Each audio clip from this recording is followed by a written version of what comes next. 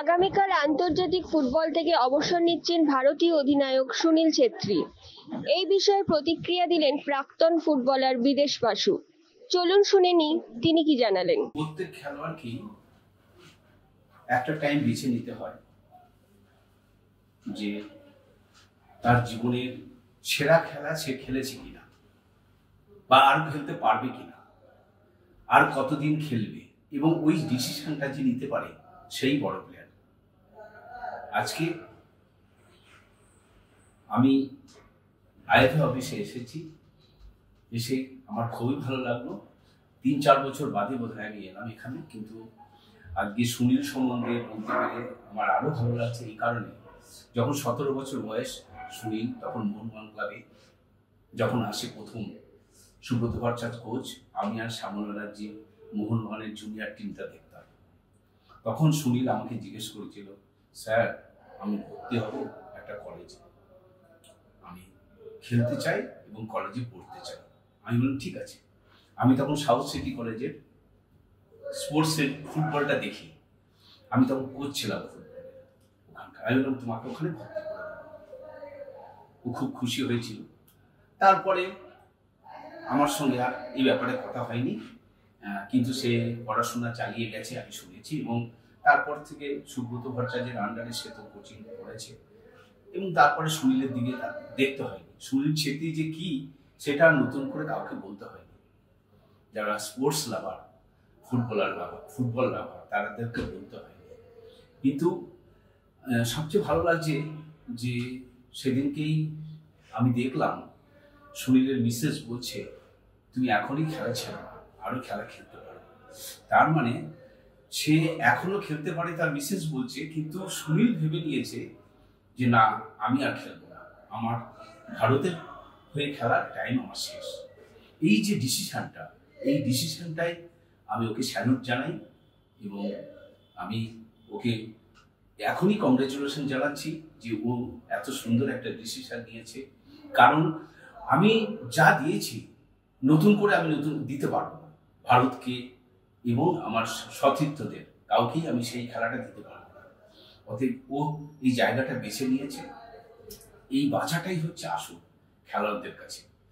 আমরা জানি ইন্টারন্যাশনাল খেলোয়াড়ও যারা খেলে, যারা এত বড় বড় খেলোয়াড়, আজকে 39-40 বছরও রোনাল্ডো খেলছে, মেসি খেলছে 35-36 বছর বয়সে, কিন্তু তারাও জানে যে কখন তাদেরকে ছাড়তে হবে।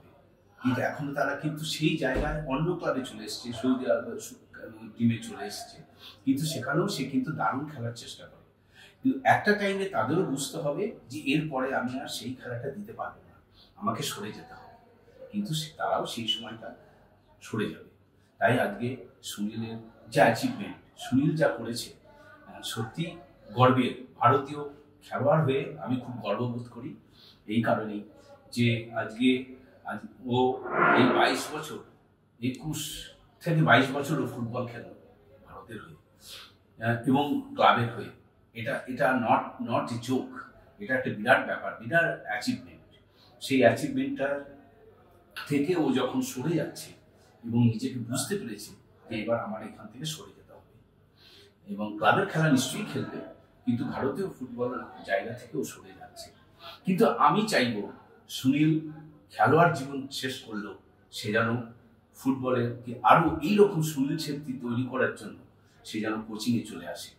কারণ তার মধ্যে যে অ্যাটিটিউড, তার মধ্যে যে প্রফেশনালিজম, এবং তার মধ্যে যে খেলোয়াড় সুলভ মনোভাব, এই জিনিসটা কিন্তু আর একটা খেলোয়াড়কে যদি দিতে পারে, তাহলে ভারতবর্ষ অন্য একটা খেলোয়াড় তৈরি করতে পারবে, বা একটা খেলোয়াড় পাবে। শুধু একটা নয়, আরো অনেক খেলোয়াড় পাবে।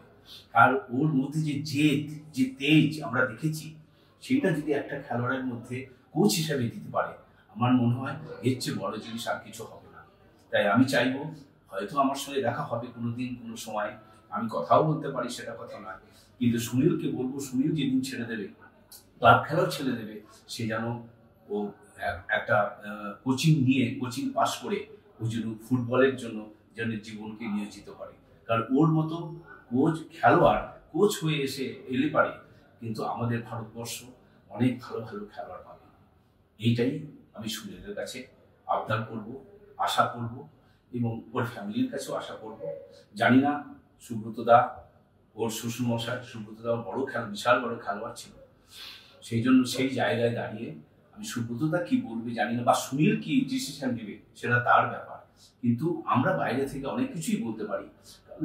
ভালোকে কখনো আমরা চাই না যে ভালোটা তাড়াতাড়ি শেষ হোক, সেই ভালোটা যাতে অন্য জায়গায় আরো ভালো দেখতে পারি, আমরা সেটাই চাইব। তাই আজকে বাইচুং আসেনি কোচ হিসেবে, কিন্তু আমরা চাইবো সুনীল ছেত্রী, তার সমস্ত কোয়ালিটি আছে একটা বড় কোচ হওয়ার। সেই সবচেয়ে বড় কথা, তার খেলোয়াড় জীবনের যা কিছু ফুটবলের জন্য ও করেছে বা যেভাবে খেলেছে, সেইটা যদি একটা খেলোয়াড়ের মধ্যে ও দিতে পারে, তাহলে সেই ক্লাব এবং ভারতবর্ষ সেই এই খেলোয়াড়দের পেয়ে গর্বিত হবে এবং ভারতবর্ষের মান উন্নত হবে।